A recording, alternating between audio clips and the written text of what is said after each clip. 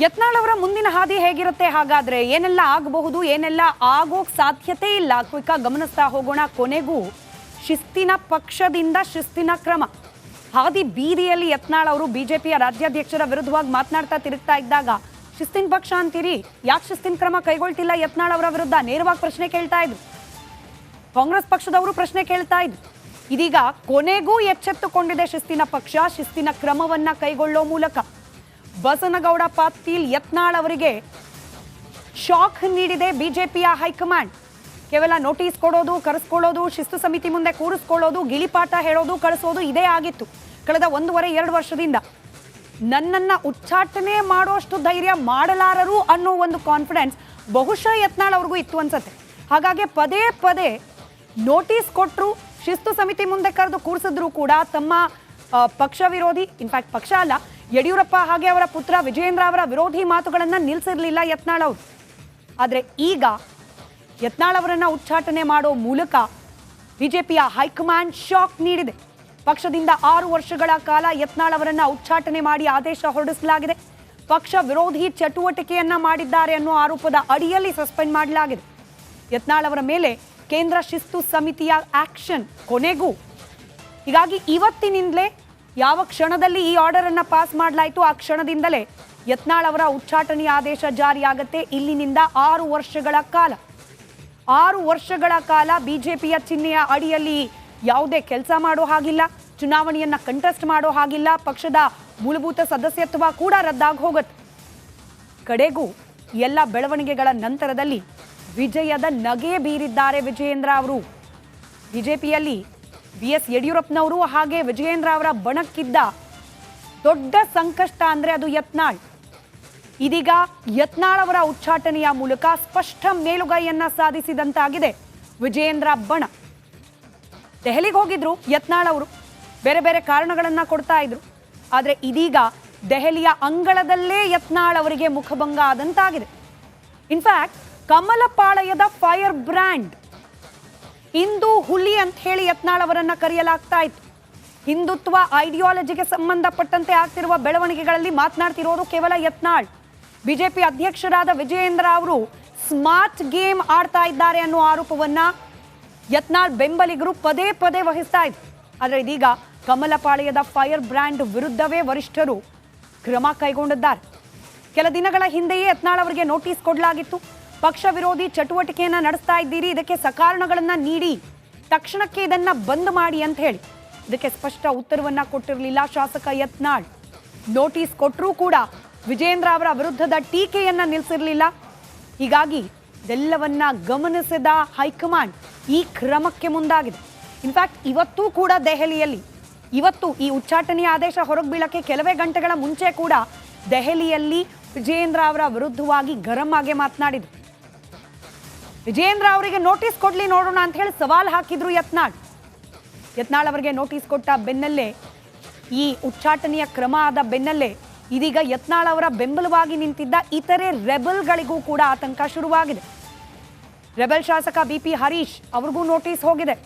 ರೇಣುಕಾ ಕೇವಲ ಯತ್ನಾಳ್ ಅವ್ರ ಜೊತೆಯಲ್ಲಿದ್ದವ್ರಿಗೆ ಮಾತ್ರ ಅಲ್ಲ, ಇತ್ತ ವಿಜಯೇಂದ್ರ ಅವರ ಬೆಂಬಲವಾಗಿ ನಿಂತು ಮಾತನಾಡ್ತಿದ್ದವ್ರಿಗೂ ಕೂಡ ನೋಟಿಸ್ ಕೊಡಲಾಗಿದೆ. ರೇಣುಕಾಚಾರ್ಯ, ಕಟ್ಟಾ ಸುಬ್ರಹ್ಮಣ್ಯ ನಾಯ್ಡು ಇವ್ರಿಗೂ ಕೂಡ ನೋಟಿಸನ್ನ ಜಾರಿ ಮಾಡಲಾಗಿದೆ. ಪಕ್ಷದಲ್ಲೇ ಇದ್ದು ಪಕ್ಷದ ವಿರುದ್ಧವಾಗಿ ಮಾತನಾಡ್ತಾ ಇದ್ದ ST ಸೋಮಶೇಖರ್ ಹಾಗೆ ಹೆಬ್ಬಾರ್ ಅವ್ರಿಗೂ ಕೂಡ ಇದೀಗ ಆತಂಕ ಶುರುವಾಗಿದೆ. ಯತ್ನಾಳ್ ಅವರನ್ನೇ ಬಿಟ್ಟಿಲ್ಲ, ಇನ್ನು ನಮ್ಮನ್ನು ಬಿಡ್ತಾರಾ ಅನ್ನೋ ಆತಂಕ. ಇವರೆಲ್ಲರ ಮೇಲೂ ಕೂಡ ಉಚ್ಚಾಟನೆಯ ತೂಗುಗತ್ತಿ ತೂಗ್ತಾ ಇದೆ. ಆದರೆ ಉಚ್ಚಾಟನೆಯಂತ ನಿರ್ಧಾರಕ್ಕೆ ಬರುತ್ತಾ ಪಕ್ಷ ಕಾದ್ ನೋಡ್ಬೇಕಾಗಿದೆ. ಪಕ್ಷದಲ್ಲಿ ಮೇಲುಗೈ ಸಾಧಿಸಿದ್ರ ವಿಜಯೇಂದ್ರ ಅನ್ನೋ ಅನುಮಾನಕ್ಕೆ ಈ ಘಟನೆ ಪುಷ್ಟಿಯಾಗಿ ನಿಲ್ತಾ ಇದೆ. ವರಿಷ್ಠರಿಗೆ ರೆಬಲ್ಸ್ ಬಗ್ಗೆ ದೂರನ್ನ ನೀಡಿ ಬಂದಿದ್ರು ರಾಜ್ಯಾಧ್ಯಕ್ಷರು. ಪದೇ ಪದೇ ದೆಹಲಿ ಫ್ಲೈಟ್ ಹತ್ತುತ್ತಾ ಇದ್ರು ವಿಜಯೇಂದ್ರ. ಗಮನಿಸಿದ್ರಿ ನೀವು? ಹೋದಾಗಲೆಲ್ಲ ಹೇಗಾದ್ರೂ ಮಾಡಿ ಇವರು ಬಾಯಿಗೆ ಬೀಗ ಹಾಕ್ಸಿ, ರಾಜ್ಯಾಧ್ಯಕ್ಷನಾಗಿ ನನಗೆ ಸರಿಯಾಗಿ ಕೆಲಸ ಮಾಡ್ಲಿಕ್ಕೆ ಆಗ್ತಾ ಇಲ್ಲ, ಪಕ್ಷದಲ್ಲಿರುವ ನಾಯಕರನ್ನೇ ನಾನು ಹದಬಸ್ತಲ್ಲಿ ಇಟ್ಕೊಂಡಿಲ್ಲ ಅನ್ನೋ ಆರೋಪ ಬರ್ತಾ ಇದೆ. ಹೀಗಾಗಿ ಇವರ ವಿರುದ್ಧ ಕ್ರಮ ಕೈಗೊಳ್ಳಿ ಅಂತ ಹೇಳಿ ಪದೇ ವರಿಷ್ಠರ ಮುಂದೆ ಅವಲತ್ತುಕೊಂಡು ಬರ್ತಾ ಇದ್ರು ವಿಜಯೇಂದ್ರ ಅವರು. ಯಡಿಯೂರಪ್ಪನವರ ಬಗ್ಗೆ ಯತ್ನಾಳ್ ಅವರ ಟೀಕೆ, ವಿಜಯೇಂದ್ರ ಅವರ ಬಗ್ಗೆ ಕೂಡ ಯತ್ನಾಳ್ ಅವರ ಟೀಕೆ, ಭ್ರಷ್ಟಾಚಾರದ ಆರೋಪ, ಹೊಂದಾಣಿಕೆ ರಾಜಕೀಯ, ಅಡ್ಜಸ್ಟ್ಮೆಂಟ್ ಪಾಲಿಟಿಕ್ಸ್ ಒಂದಾ ಎರಡ, ಅಪ್ಪ ಮಕ್ಕಳ ಪಕ್ಷದಿಂದ ನಾವು ದೂರ, ಅನ್ನೋ ರೀತಿಯ ಮಾತುಗಳನ್ನೇ ಆಡ್ತಾ ಇದ್ರು ಯತ್ನಾಳ್ ಅವರು. ಹೀಗಾಗಿ ಪಕ್ಷಕ್ಕೂ ಕೂಡ ಒಂದು ಅರ್ಥದಲ್ಲಿ ಮುಜುಗರ ಆಗ್ತಾ ಇತ್ತು. ಈ ಬಗ್ಗೆ ಹೈಕಮಾಂಡ್ ಗಮನಕ್ಕೆ ತಂದಿದ್ರು ವಿಜಯೇಂದ್ರ. ಆದರೆ ಹೈ ಲೆವೆಲ್ನಲ್ಲೂ ಕೂಡ ಒಂದು ಶಿಸ್ತಿನ ಸಮಿತಿ ಅಧ್ಯಕ್ಷರು ಕರೆದು ಕೂರಿಸಿ ಮಾತನಾಡಿದ್ರು ಕೂಡ ಐ ಡೋಂಟ್ ಕೇರ್ ಅನ್ನೋ ರೀತಿಯಲ್ಲೇ ಇದ್ರು ಯತ್ನಾಳ್ ಅವರು. ಯತ್ನಾಳ್ಗೆ ಪಕ್ಷದಲ್ಲೇ ಕಾಣದ ಕೈನ ಆಶೀರ್ವಾದ ಇದೆಯಾ ಅನ್ನೋ ವಿಶ್ಲೇಷಣೆ ಕೂಡ ಆಗಾಗಿತ್ತು. ಶಿಸ್ತು ಸಮಿತಿ ಕರೆದು ಮಾತನಾಡಬೇಡ ಅಂದ ಮೇಲೂ ಕೂಡ ಯತ್ನಾಳ್ ಅವರು ಮಾತನಾಡ್ತಿದ್ದಾರೆ ಅಂದರೆ ಯಾರದ್ದೋ ಬೆಂಬಲ ಇದ್ದೇ ಇದೆ ಯತ್ನಾಳ್ ಅವರಿಗೆ ಅನ್ನೋ ವಿಶ್ಲೇಷಣೆ ಇತ್ತು. ಹೀಗಾಗಿ ಯಾವುದನ್ನು ಲೆಕ್ಕಿಸದೆ ಯತ್ನಾಳ್ ಅವರು ಮಾತನಾಡ್ತಾ ಇದ್ರು. ಯತ್ನಾಳ್ ಮೇಲೆ ಕ್ರಮಕ್ಕೂ ಕೂಡ ಆ ಪ್ರಭಾವಿ ಆಗಿಂದಾಗೆ ಅಡ್ಡಿ ಉಂಟುಪಡಿಸ್ತಾ ಇದ್ರು, ಸ್ಟಾಪ್ ಮಾಡ್ತಾ ಇದ್ರು ಯತ್ನಾಳ್ ಅವರ ವಿರುದ್ಧದ ಕ್ರಮಕ್ಕೆ ಅನ್ನೋ ಮಾತು ಕೂಡ ಇತ್ತು.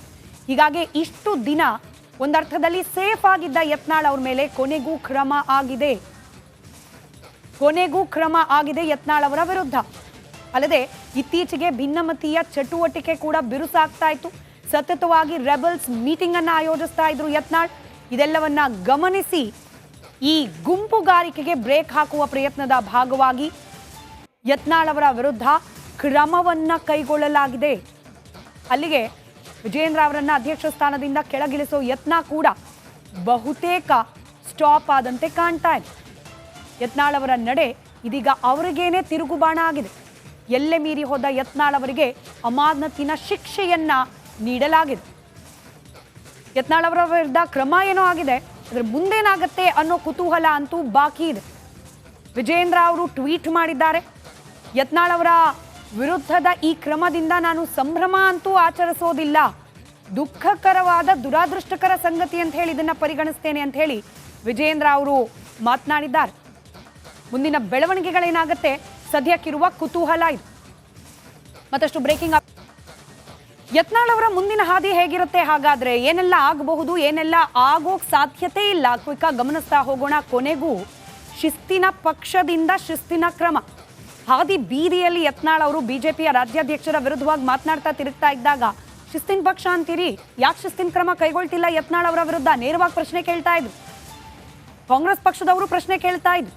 ಇದೀಗ ಕೊನೆಗೂ ಎಚ್ಚೆತ್ತುಕೊಂಡಿದೆ ಶಿಸ್ತಿನ ಪಕ್ಷ. ಶಿಸ್ತಿನ ಕ್ರಮವನ್ನ ಕೈಗೊಳ್ಳೋ ಮೂಲಕ ಬಸನಗೌಡ ಪಾಟೀಲ್ ಯತ್ನಾಳ್ ಅವರಿಗೆ ಶಾಕ್ ನೀಡಿದೆ ಬಿಜೆಪಿಯ ಹೈಕಮಾಂಡ್. ಕೇವಲ ನೋಟಿಸ್ ಕೊಡೋದು, ಕರೆಸ್ಕೊಳ್ಳೋದು, ಶಿಸ್ತು ಸಮಿತಿ ಮುಂದೆ ಕೂರಿಸ್ಕೊಳ್ಳೋದು, ಗಿಳಿಪಾಠ ಹೇಳೋದು, ಕಳಿಸೋದು ಇದೇ ಆಗಿತ್ತು ಕಳೆದ 1.5-2 ವರ್ಷದಿಂದ. ನನ್ನನ್ನ ಉಚ್ಚಾಟನೆ ಮಾಡೋಷ್ಟು ಧೈರ್ಯ ಮಾಡಲಾರರು ಅನ್ನೋ ಒಂದು ಕಾನ್ಫಿಡೆನ್ಸ್ ಬಹುಶಃ ಯತ್ನಾಳ್ ಅವ್ರಿಗೂ ಇತ್ತು ಅನ್ಸತ್ತೆ.